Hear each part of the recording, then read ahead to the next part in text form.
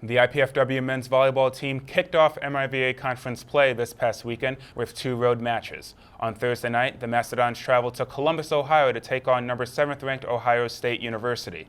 The Mastodons suffered a 4-set defeat at the hands of the Buckeyes. On Saturday, the Mastodons continued their road trip in Lebanon, Illinois, facing McKendree University. This match resulted in a 3-2 5-set defeat for the Mastodons. I'll be sitting down this week with head coach Ryan Perrotte to discuss what happened on this road trip, as well as looking ahead to the second weekend of MIVA conference play. During the Spotlight segment, I'll sit down with freshman middle blocker Graydon Schroeder to discuss how he is getting accustomed to collegiate volleyball, as well as getting to know him a little bit more for you folks at home. I'm your host, Jordan Armstrong. Stay tuned for more on VolleyDons Weekly, here on CTV.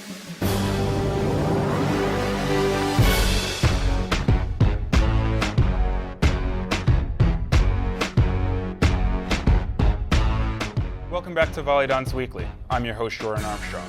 A quick shout out to our sponsors, Alco, Active Ankle, ASICS, Glenbrook Dodge, and Hyatt Place.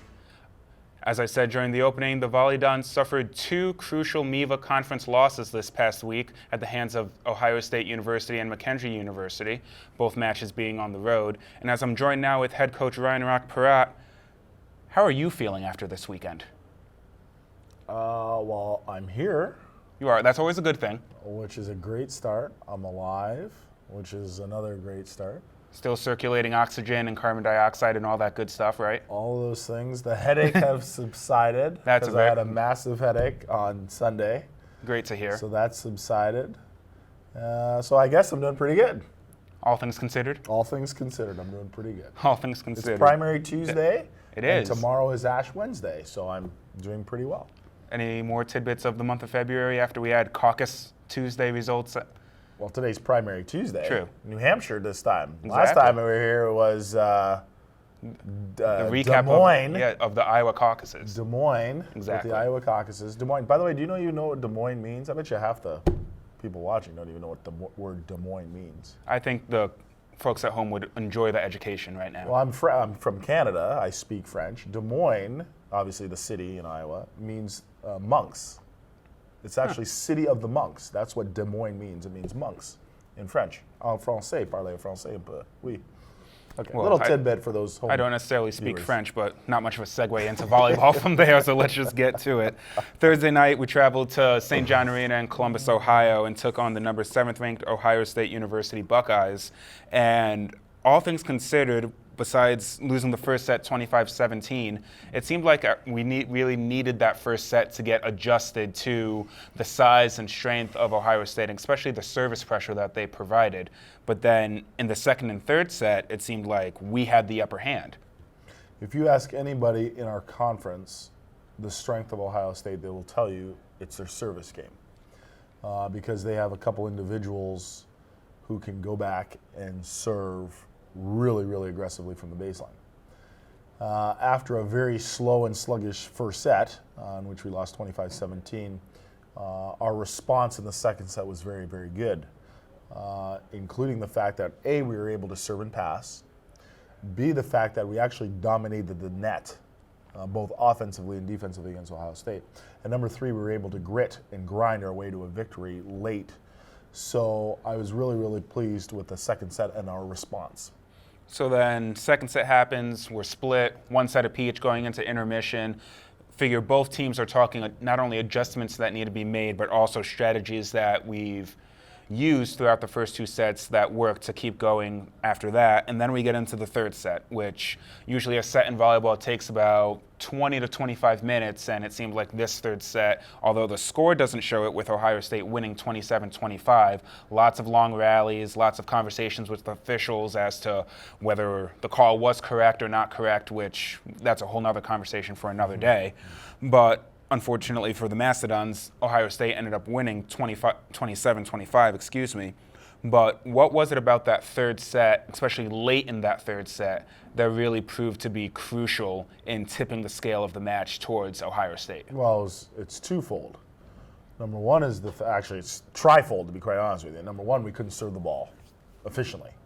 Number 2 is the fact that our transition game wasn't very good. We had several point-scoring opportunities and couldn't capitalize. Thirdly, which circumvents number one and number two, is the fact that we made way too many unforced errors, hitting balls out of bounds, making service errors, not closing the blocks and getting over when we had opportunities to do that. So the unforced errors part really killed us, and that circumvents with 1 and 2.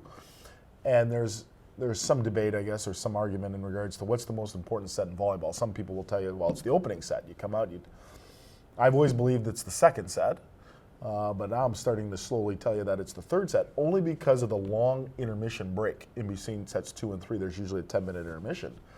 The team that can gather themselves and come out in the third set and really play steady volleyball, I think, can capitalize and win matches. And had we taken a stranglehold in that third set, I think we could have probably won that volleyball match, because we really had Ohio State on the ropes. They hadn't been in that position before with a conference opponent. And I really thought and felt, had we not made the errors that we did in that third set, we win that third set up 2-1, feeling really good about ourselves. Ohio State doesn't feel very good about themselves. We end up going and winning the match. True, as the match continued on, kind of gave away the fourth set with a whole bunch of errors, resulting in a 25-14 defeat. Overall for the match, we got out-hit by Ohio State. Ohio State hit 314. IPFW hit 126. We won, surprisingly, the Aces battle 4-3, but we still made 2 more service errors than they did overall. Obviously, due to their size, we got out-blocked. Almost tied them in digs, so overall definitely a very close match that took place in Columbus last Thursday. Well, the two things about that, first of all, you talk about the ace thing. If you remember, at the end of the second set to win, Austin Neese, who wasn't a starter at the time, he came in off the bench for Colton Stone, he served like 4 or 5 balls in a row. In fact, I think he had 2 or 3 aces amongst that run that he had. So that statistic is a little skewed, because that's pretty much all Austin. The other thing that sadly it doesn't show, even though you have it there in terms of our offensive number hitting a dismal 1-something, is our side-out numbers. Our side-out numbers weren't very good at all. And in volleyball, side-out only keeps you from losing. You got to score a real point, what we call a real point, which means you have to score a point when you serve in order to win matches. And that number is very low against Ohio State, hence the reason why we lost. True, and emphasizing some things that we've talked about during video sessions we've already had this week. Constant effort, always being able to not only have effort in when it's important at the end of sets, which it seems like our guys do very well, but having that consistent effort throughout the match so that you don't get to the end of set having to claw your way back into it. Well, and I've tried to use the adage a lot in regards to tennis. Rafael Nadal is one of my favorite tennis players playing, because he plays tennis like it should be played. He plays hard on every point. And it doesn't matter the score. And I've always believed it doesn't matter the players that are around you or the score. That should never dictate how you play the game. And sadly, we do that. And that's human nature for the most part. But that's what separates greatness from everybody else. For sure. Looking into the second segment today in the spotlight, we'll be sitting down with freshman middle blocker Graydon Schroeder to discuss a little bit about his role on his team and also his first experience here at IPFW. And then we'll talk a little bit more with head coach Ryan Perrotte in the third segment about IPFW's match at McKendree on Saturday, as well as looking ahead to this weekend's contests. You're watching VolleyDons Weekly on CTV.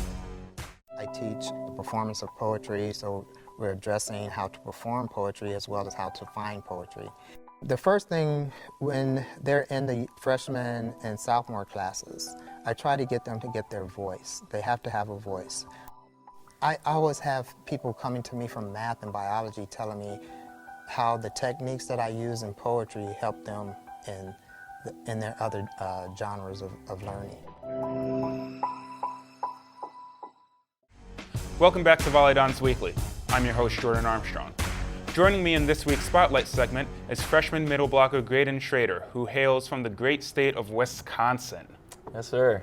Wisconsin. So similar to JW, I'm sure I know you're quite the Packers fan. Absolutely.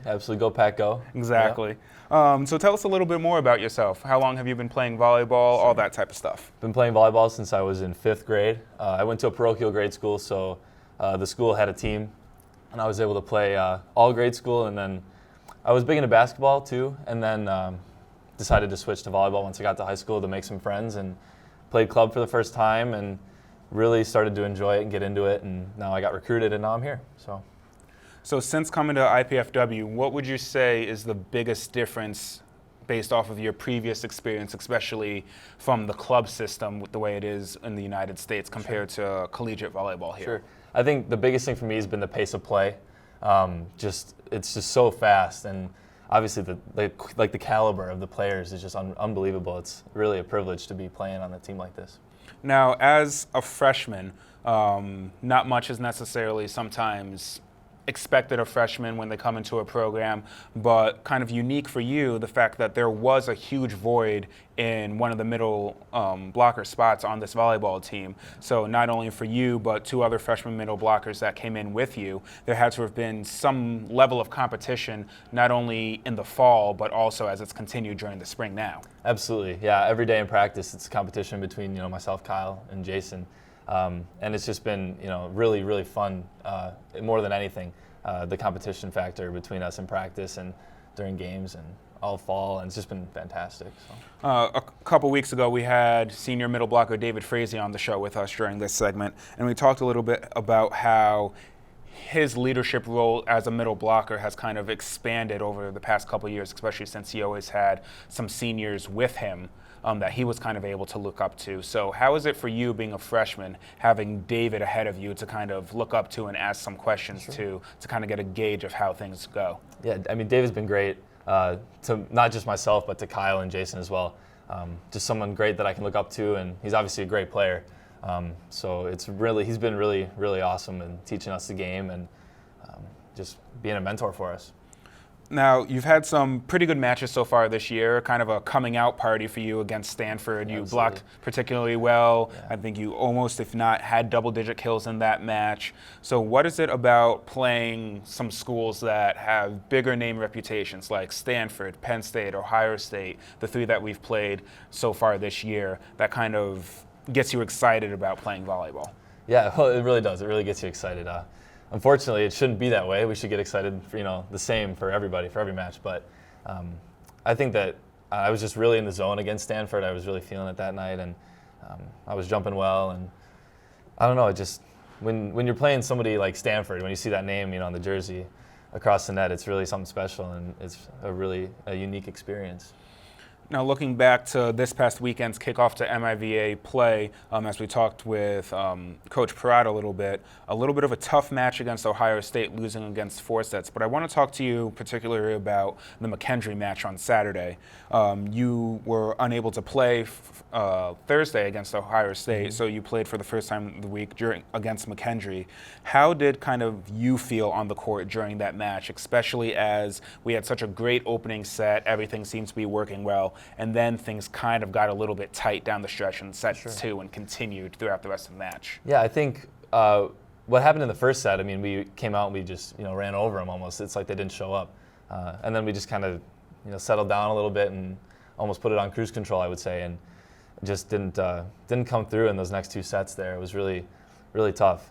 And then, I mean, obviously we came back in the 4th set. It was crazy and just couldn't get it done in the 5th set. But that the first set, and against McKendree I think we played really well, but then we just couldn't follow through. So. Now, speaking as a middle blocker, sometimes it's very difficult for you to be offensively involved in the game, especially when our passing breaks down and we're not in system, or as we say, passing directly in the middle of the court where we can run our offense effectively. So in situations or in sets like that, how do you try to still be influential on the court, even though you're not able to do it from an offensive standpoint? Sure.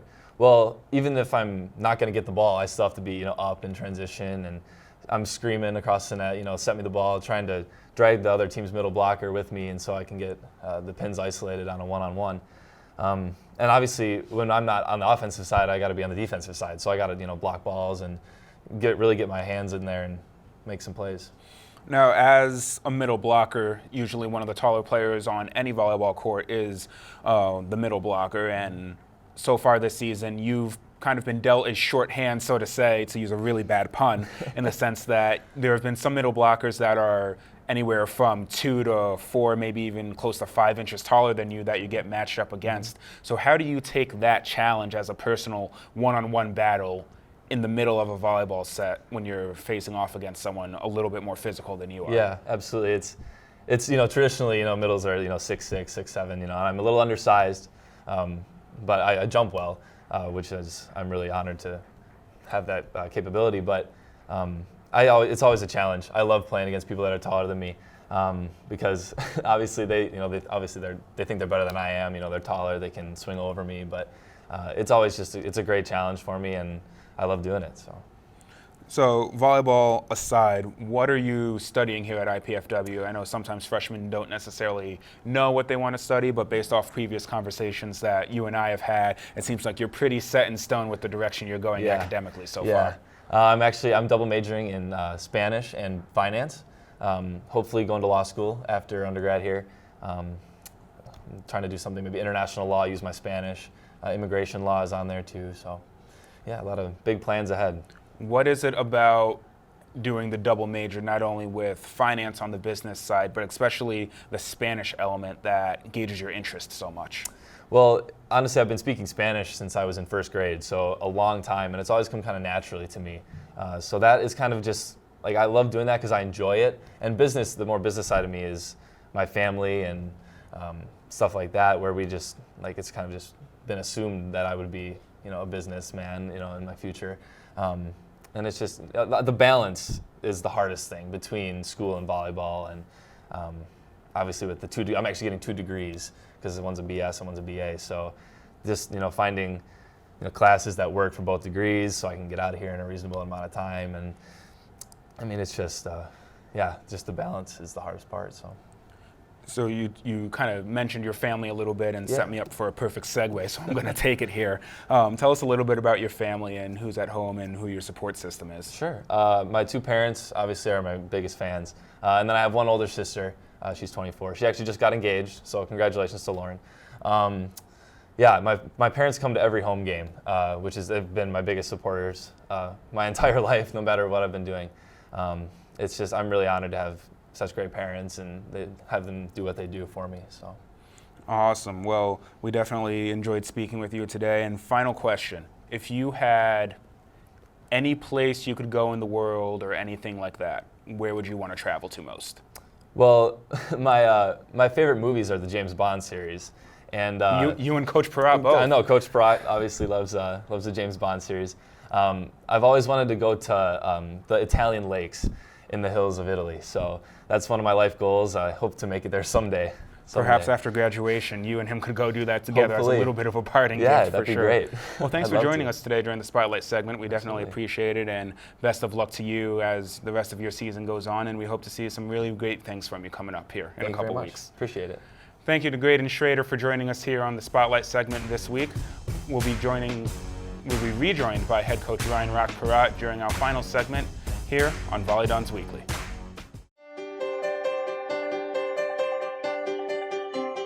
Community public health is just that.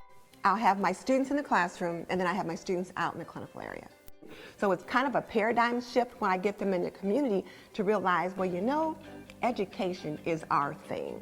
We can heal and save, and we can do a lot more with preventive health than you can ever do on the opposite end. Welcome back to VolleyDons Weekly. Joining me again for the final segment, Dishing the Rock, is our head coach, Ryan Rock Perrotte. See, I got it in that time. Did it. I was smiling at something that took place behind the scenes. There's a lot of stuff that's been going on behind the scenes today that smile about. Very impressive. Nick, very impressive. So, continuing, we didn't get a chance to talk about the McKendree match during the opening segment called the First Serve, by the way. Yes, sir. So, let's get back to that match on Saturday. A 5-set effort by the VolleyDons to unfortunately lose. What is it about that match that really frustrated you or aggravated you? Unforced errors again, especially in critical times, and when you make unforced errors, that really irks me, and the fact that we were outworked. McKendree just flat out outworked us, especially on the defensive end, and we didn't have an answer or response. I liked our great effort in the 4th set to come back, being down 24-20. Max Hansen, a local kid here from Fort Wayne, came in and served 6 balls for us to win. I thought that was amazing. With match point against us. With match point against us, and it was his first playing action of the year. Imagine the kind of duress and pressure you're under. And Max came in and did an unbelievable job for us in the fourth set to win it, to send it to a fifth set. But those two things in particular really irked me about that match against McKendree. So obviously a whole bunch of unforced errors, which we're going to try to work on a little bit, some out-of-system swing as well as out-of-system defending as we hit the practice court this week. But you have a pretty good relationship with the head coach at McKendree also, Nikki Salen. What is it about, again, we talked about this with George Mason, but does it change in conference play when you play against one of your really good friends, because conference matches mean so much more, where unfortunately going 0-2 on a conference weekend like we did now kind of sets IPFW up for an uphill climb to get back into the conference race? Well, I was listening to my idol Magic Johnson talk about the NBA and how players today are all chummy. And when he used to play obviously against Isaiah or Larry, they were chummy off, but they hated to lose and compete on. And Nikki and I are like that. Nikki Sandlin, who's the head coach at McKendree, she's gone out of her way somehow, and I still don't know why, to be quite honest with you, and it's flattering and honoring for me, to contact me on a weekly basis and talk shop about volleyball and so forth. And I try to give her as much tutelage and mental insight as I possibly can, and she's really absorbed that, and I feel flattered that she does so, because, as I said, I don't know much about volleyball. I'm in my first year as a head coach, but we've struck up a really, really nice relationship, and she's doing wonders over there at McKendree, and I'm very honored that she does do so, reach out to me in regards to the game of volleyball. And a lot of that has definitely transcended, as we've, especially when we went to the AVCA Coaches Convention in Omaha, spending a lot of time with her and her assistant, former Macedon, Ben Duckworth, who's now assisting her over at McKendree. So definitely that rapport definitely exists between both of our programs. So let's put first week of conference play to bed. Okay. Close it, seal it up, except for when we watch a little bit more video tomorrow with the guys, and look forward to now what is a crucial midweek match, second week of the conference season at Ball State.